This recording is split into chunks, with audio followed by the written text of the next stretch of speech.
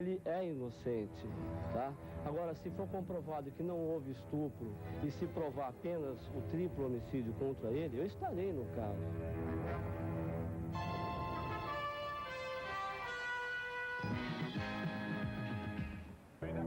Jair Esquiabon, o seu nome? Jair Esquiabon. Você tem 41, 42, quantos anos? Eu, 40 anos. 40 anos de idade. 40. Jair, você está sendo acusado de um triplo homicídio. Foi você? Não, não fui eu. Você também está sendo acusado, e sabe disso, de ter praticado atos libidinosos com a menina Suzana. Não, meu boato assim, mas não teve nada com ela. Não teve nada? Não. Você Nunca teve nada. Nunca teve nada? Não. Nunca tive nada com ela. Corre um inquérito a este respeito. Tá correndo, mas eu sou inocente disso aí. Você tomou conhecimento de como foi o desaparecimento das meninas? Não, bem certo eu não estava sabendo. Mas você perguntou? Não, eu perguntei assim meio por cima, mas não sabia certinho o jeito que era. Não entendo meio por cima. Se me acusam de um crime, Jair, eu vou querer saber profundamente e não por cima. Não. Então você deve ter procurado saber os pormenores. Não, porque eu estava sem certeza de saber o que era mesmo, sabe? Depois que mais tarde que eu fiquei sabendo. E você decidiu fazer o que na segunda-feira? Eu fiquei meio apavorado até, né? Falei, o que eu vou fazer agora? A polícia procurando eu sem... Não, então... Você foi pra onde? Eu fui até na casa do meu tio, certo? Na casa do meu tio, daí eu saí. Saiu pra onde? Isso foi na segunda-feira. Na segunda-feira... na segunda-feira, que eu tava até sem dinheiro, abasteci a caminhonete e fui embora. Abasteceu aqui em Campinas. Abasteci a E foi embora pra onde? Fui embora pro Mato Grosso. Por que Mato Grosso? Eu não sabia o que fazia, né? Você estava desorientado e não sabia o que fazer. Não sabia o que fazer. Estava ainda com a caminhonete. Tava com a caminhonete. Cadê a caminhonete? A caminhonete eu vendi lá em Mato Grosso. Você vendeu em Mato Grosso. A caminhonete D10 que ano é? É 80. 80, vale quanto? Não sei, pagamento aí, uns 3 conto por aí, né? Você vendeu por quanto? Por 500, eu tava com fome, não tinha o que comer. Você vendeu por 500 mil. Você vendeu para quem a caminhonete? Olha, a pessoa certa eu não conheço quem foi. Então não entendi direito, porque você disse que você foi embora para o Mato Grosso e vendeu a caminhonete lá. Eu andei 400 e poucos quilômetros, perto de Mato Grosso. Aí o cara de lá, de Mato Grosso, que levou... Você ofereceu por ali a caminhonete? Como é que foi? Num bar, na rua, na praça, onde? No posto. Num posto de gasolina? Isso. De que cidade? Eu não lembro a cidade, que eu não conheço lá. Numa cidade qualquer, ainda São Paulo, não, Mato Grosso, num posto de gasolina. Não foi na cidade de Mato Grosso, né? É São Paulo mesmo. Em São Paulo mesmo, você ofereceu a caminhonete e um cara comprou e pagou em dinheiro. Pagou em dinheiro. 500 mil e você assinou lá a transferência para ele. Não, eu tava com recibo e tudo, eu levo embora. E aí você voltou como para cá? Eu voltei e fiquei aqui em Campinas. Sim, mas como de lá para cá você voltou? Eu vim de táxi, vim de ônibus. Você teria ido à casa de seu Francisco e oferecido dinheiro para ele? Não. Pelo silêncio dele no caso do atentado violento ao pudor? Não, eu não ofereci dinheiro nenhum. Não ofereceu? Não. Quem você acha que matou as meninas? Quem você acha que matou a mulher? Olha, ali tá fácil de ver. Ali só pode ser o velho ali. Por quê? Ele aprontou muito o cara já, né? Ameaçou várias vezes com as meninas, deixou de fogo bastante vezes, comprava garrafão de pica e deixava todos eles de fogo, a família inteira. Eles aprontavam muito. Então você acha que quem matou foi o pai das meninas? Foi o pai. Você acha isso? Eu acho. Que foi a pessoa Chico que fez tudo isso aí. Parece totalmente descabido, mas acusar o pai, seu Francisco, parece... O doutor Marcelo, delegado de polícia dos bons da cidade de Montebor, que trabalha sem parar no caso. Doutor, ele em longo depoimento ontem ao senhor contou da inocência dele. Com esse interrogatório que foi feito por ele ontem, ele subestimou a capacidade de qualquer um que vá manusear esse inquérito policial no futuro. O senhor diz que ele subestimou a capacidade porque ele falou coisas que não batiam. Em função de uma série de absurdos que foram colocados. Doutor, estranha a história que ele saiu, vendeu a caminhonete por 500 mil, não sabe pra quem, não sabe aonde, não sabe em que cidade estava, tomou táxi, tomou ônibus, não sabe. Esquisito isso, não, doutor? Extremamente estranho, esquisito, e além disso existem testemunhas que dizem outra coisa a respeito desses fatos aí. A caminhonete é de suma importância neste caso, porque se foi ele que matou, como parece tudo indicar, na caminhonete houve o transporte, aconteceu o transporte dos corpos e poderia haver numa perícia a constatação do sangue ali. Sem dúvida, da constatação do sangue, porventura também ele ter usado essa caminhonete aí para atropelar uma das vítimas ou as 3 vítimas, isso aí somente com o veículo que eu poderia constatar, eu não, o Instituto de Criminalística poderia constatar. E o outro, esses dizeres aí do Jair Esquiavon no sentido que pudesse ter sido o seu Chico, são inverídicos. Primeiro que ele não tem veículo, não tem carteira de habilitação, não tem a menor condição de dirigir automóvel, ele é semi-analfabeto, ele possui muita dificuldade no andar também. Gil Gomes, agora de Campinas, no crime, no triplo homicídio de Montebor. Aqui, Presídio São Bernardo, aonde está Jair Esquiavon. Agora. Veja, Jair Esquiavon mentiu descaradamente. Montebor, o caso que comove todo o Brasil. A mulher, as 2 crianças que sumiram. O que teria acontecido era a pergunta inicial. Agora se sabe. Pelo menos as crianças estão mortas. Primeiro, foi encontrado o corpo de Débora, 7 anos de idade. Agora, mais ou menos no mesmo local, encontrado o corpo de Suzana. As 2 meninas mortas. Jair Esquiavon se apresentou e protestou, alegou categoricamente inocência. Contou 1000 histórias. Foi você? Não fui eu. Você também está sendo acusado e sabe disso, de ter praticado atos libidinosos com a menina Suzana. Não, meu boato assim, mas não teve nada com ela. Não teve nada? Não. Você Nunca teve nada. Nunca teve nada? Não. Nunca tive nada com ela. Corre um inquérito a este respeito. Tá correndo mais, eu sou inocente disso aí. Você tomou conhecimento de como foi o desaparecimento das meninas? Não, bem certo eu não estava sabendo. Mas você perguntou. Eu perguntei assim meio por cima, mas não sabia certinho do jeito que era. Não entendo meio por cima. Se me acusam de um crime, Jair, eu vou querer saber profundamente e não por cima. Não. Então você deve ter procurado saber os pormenores. Não, porque eu estava sem certeza de saber o que era mesmo, sabe? Depois, mais tarde que eu fiquei sabendo. Mentiras, mentiras, mentiras e tão somente mentiras. Ele, a polícia, procurava e até freneticamente esta caminhonete. A caminhonete de Jair Esquiavon. AC 5598. Lembram? Ele falou, havia vendido a caminhonete no estado de Mato Grosso, ou pelo menos na divisa São Paulo-Mato Grosso. Fui lá para Mato Grosso. Por que Mato Grosso? Mas eu não sabia o que fazia, né? Você estava desorientado e não sabia o que fazer. Não sabia o que fazer. Estava ainda com a caminhonete. Tava com a caminhonete. Cadê a caminhonete? A caminhonete eu vendi lá em Mato Grosso. Você vendeu em Mato Grosso. É, A caminhonete D10 que ano é? é 80. 80 vale quanto?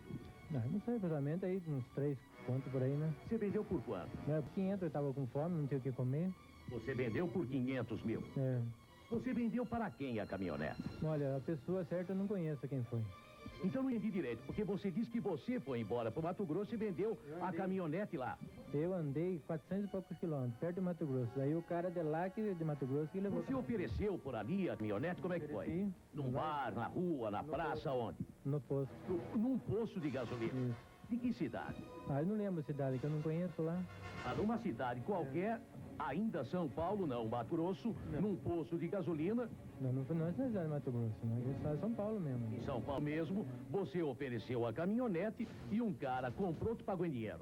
Pagou em dinheiro. A caminhonete está aqui. A caminhonete está aqui e ele não vendeu lá. A caminhonete, doutor, ponto a ponto, as mentiras aparecendo. Aparecendo sim, ele faltou com a verdade numa série de fatos, inclusive no que tange a venda dessa caminhonete aí.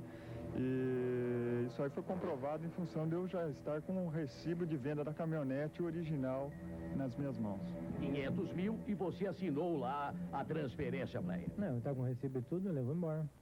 E aí você voltou como para cá? Não, voltei e fiquei aqui em Campinas. Sim, mas como de lá para cá você voltou? Eu vim de táxi, vim de ônibus. Os senhores ouviram ele falar, assinou o certificado. Doutor, ele falou que havia assinado o certificado de propriedade endossando como se tivesse vendido.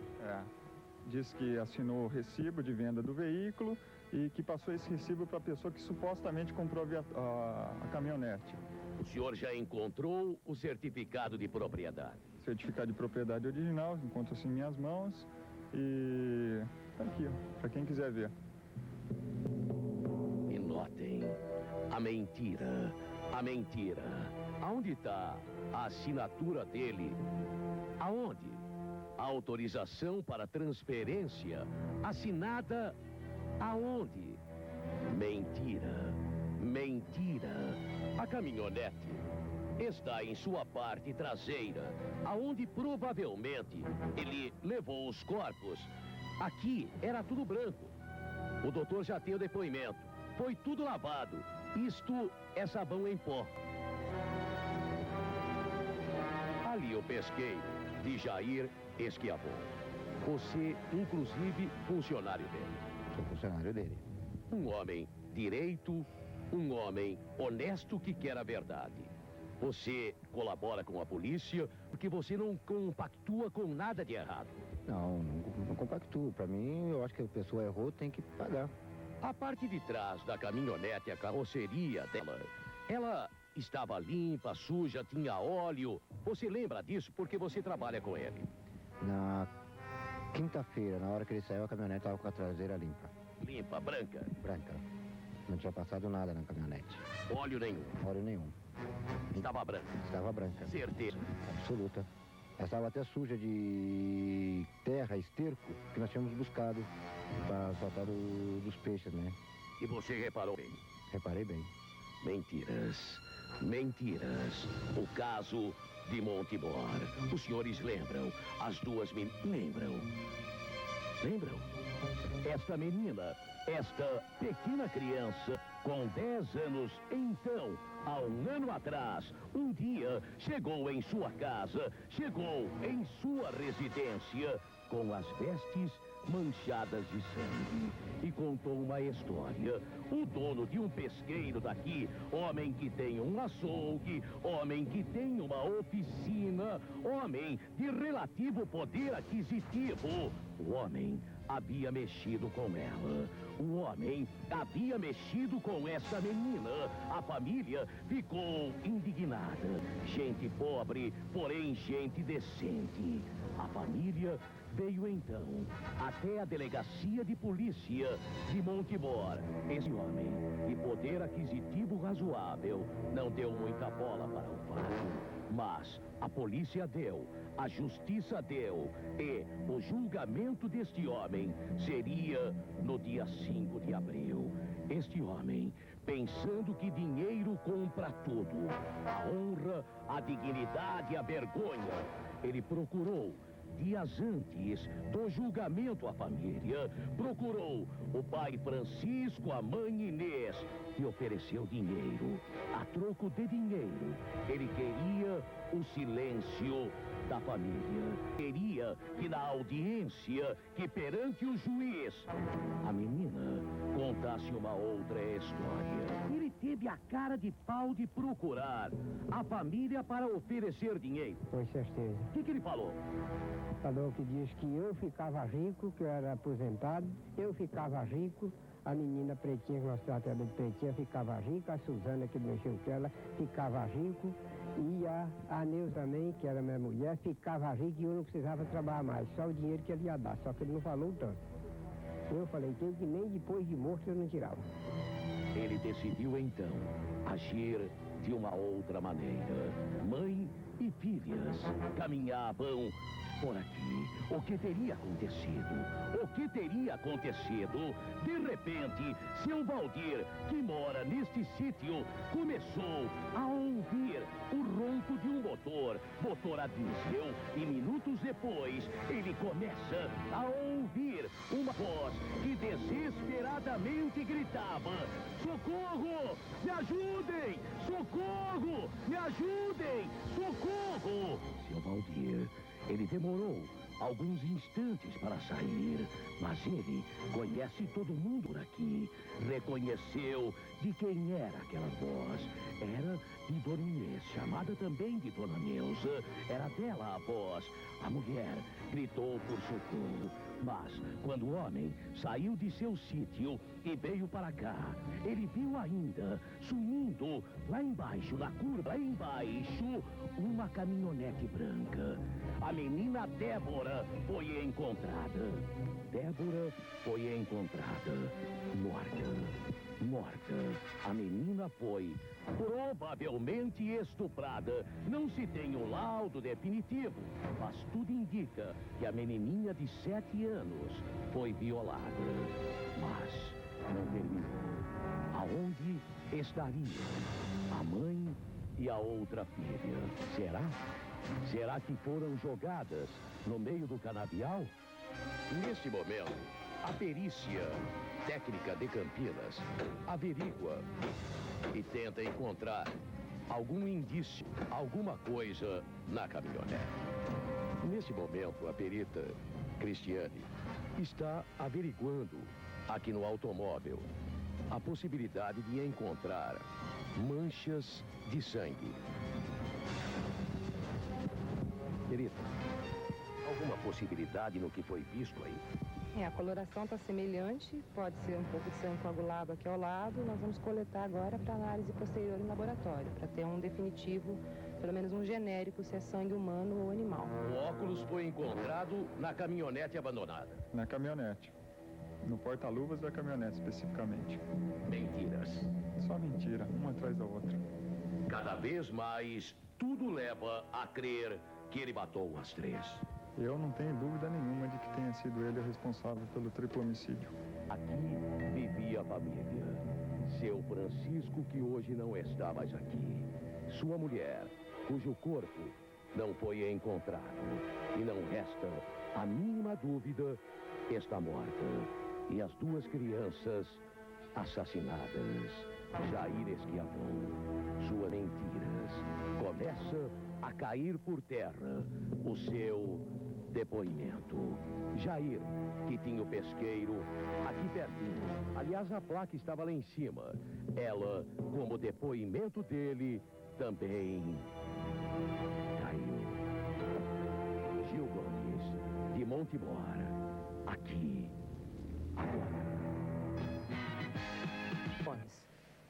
O capítulo final, o caso Montemor, o caso do desaparecimento e agora sabe-se morte de Dona Inês, Débora e Suzana. A polícia trabalhou sem parar no caso. Ainda no dia de ontem, nós mostrávamos como a polícia de Montemor, como estes homens tenazes, persistentes, capazes, começaram a colocar por terra toda a história mentirosa de Jair Esquiavon. Item por item, tudo aquilo que ele havia dito, tudo aquilo que ele havia declarado, tudo ruía, tudo foi provado, era mentira, mentira, mentira e tão somente mentiras. Faltava apenas o elo final. Faltava apenas a confissão dele. Talvez até sem confissão, já provas existiam para sua condenação. Mas se acreditava com o desmoronamento de tudo que ele disse. Vendi a caminhonete, assinei o atestado de transferência, eu não bebi, não dei carona para ninguém. A caminhonete encontrada, ponto a ponto, ponto a ponto, estrategicamente, tudo era cercado. E de repente Jair Esquiabon ficou cercado por suas próprias mentiras. Ele que chegou a colocar até em dúvida o pai das crianças, o marido de Dona Inês. Ontem, esses homens tenazes, policiais de verdade, foram novamente a Campinas. Doutor, chegamos lá. Chegamos, Jair acabou confessando o crime, o triplo homicídio, muito embora não tenha fornecido detalhes a respeito de como se passou esse fato, em virtude dele encontrar-se muito embriagado naquele dia. Jair confessou. Jair confessou. Ele que protestava, jurava inocência, confessou. Um golpe de mestre dos policiais. Humberto, você chegou e começou a conversar com ele numa boa. Numa boa. Dizendo para ele que ele devia falar a verdade, para até mesmo tirar o peso que estava dentro dele sobre a morte ocorrida, né? Você tinha um trunfo no bolso. Tinha. Certificado. O certificado do veículo, né? E quando eu perguntei para ele se de fato ele tinha vendido mesmo e passado o recibo e assinado, ele disse que sim. Aí você, tá no bolso aí, né? Aí você fez assim, tirou o certificado e falou, tá assinado aonde? Onde que está assinado, existem 2 recibos. Ele ficou sem jeito e falou para ele, chama meu advogado. E chamando o advogado, ele começou a contar. Ele acabou confessando, né? Toda a história veio à tona. Não havia mais como manter as mentiras. Doutor, ele falou que bebeu. Falou que bebeu bastante, mas ele não sabe exatamente a quantidade de bebida que ele ingeriu. Ele só se lembra que foi cerveja, pinga e caipirinha. Do início do dia até o horário que ele saiu do pesqueiro, ou seja, 19 horas da quinta-feira, dia 31 de março. Ele admitiu a carona. Admitiu que deu carona também. Ele conta o quê, doutor? Bom, ele falou que se encontrava muito embriagado, muito nervoso em virtude de, na tarde do dia 31, ter discutido com um funcionário dele, de nome Alfredo, e por volta das 7 horas da noite, 19 horas, ele saiu do pesqueiro em direção à residência dele, e no meio desse trajeto, ele se deparou com a Dona Inês, aparentemente embriagada, e as 2 filhas desta. Aqui, no papel, a confissão. O que fez com que o indiciado pegasse uma faquinha que se encontrava debaixo do banco de sua caminhonete e fosse em direção de Dona Inês, desferindo-lhe golpes de faca. Contudo, não sabe mencionar nem quantas facadas e nem os locais aonde foram desferidas. A confissão, a longa confissão de Jair. Não bastasse Jair ter matado a esposa, as filhas de seu Francisco ainda quis acusá-lo, seu Francisco. Ele me acusar, sim, senhor. O senhor viu, né? Vi. Se revoltou, é? Eu fiquei um pouco revoltado naquela hora, porque, sabe, um negócio de morte assim, do jeito que eu queria bem aquela turma, e aconteceu um desastre desse assim, de uma hora para outra, sem a gente saber, a gente fica bambeado mesmo. Mas eu peguei com Deus, que nunca era de ficar bambeado, que eu tinha fé em Deus, que eu ria na cadeia. Ele agora vai pagar. Graças a Deus, tem fé em Deus e as autoridades da terra que fez essa caçada e encontrou ele fez pagar ele o que ele devia, tem que pagar na cadeia para aquelas inocentes que não devia nada. Não devia nada mesmo, né? Graças a Deus, ela não devia nada para ele. Ele mexeu com a Suzana. Ele que devia. Ainda foi poder dentro, pegar as pobrinhas e matar sem culpa nenhuma. Acabou com a família, acabou com o resto da minha vida também. Ser um velho de 73 anos. 73 anos que eu tinha trabalhando para comer. Eu sou aposentado, a aposentadoria não dá, mas vivia a mão, como é que ainda tá aí, ó.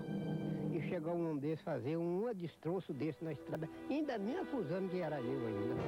Cara de pau não, senhor? Cara de pau mesmo, senhor. Débora, Suzana, 2 corpos já encontrados. Falta, para terminar tudo, o encontro do corpo de Dona Inês, que o senhor chama de Dona Neuza. Dona Neuza. Era o apelido dela. Era o apelido dela. É isso aí que era o apelido dela. O assassino queria que esse homem, pai, marido, pagasse pelos crimes que ele cometeu. Ele conta a história que passava pela estradinha, viu a mulher, coitada, ela parecia cambaleante, ele foi oferecer carona.